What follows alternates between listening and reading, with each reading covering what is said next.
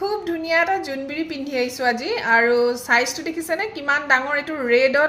red ষ্টোনত কাম কৰা আছে আৰু গ্ৰীণ মিনা আছে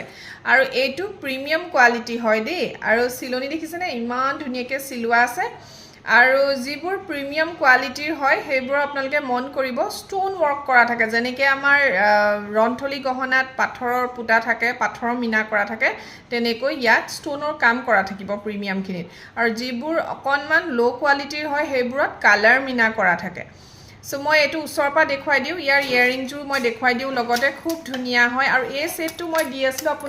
আপোনালোকক 2300ত আগতে বাট এতিয়া আপোনালোকে পাই আছে ষ্টক ক্লিয়াৰেন্স অফাৰত 1950 টকাতে যদিহে ভাল লাগিছে স্ক্ৰীনশ্বট এটা লৈ ল'ব খুব ধুনীয়া এটা সেট হয় মই ওচৰৰ পৰা দেখুৱাই দি আছোঁ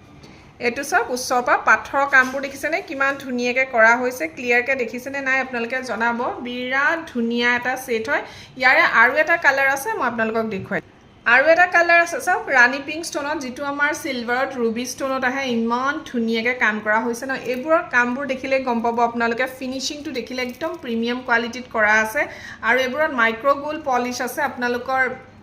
মানে বহুত দিনলৈকে আপোনালোকে এইবোৰ ইউজ কৰিব পাৰে সোনকালে একো নহয় আৰু সব বিটছৰ কাম ইমান ধুনীয়াকৈ কৰিছে নহয় কি কম আৰু ওচৰৰ পৰা দেখিলে গম পাব আপোনালোকে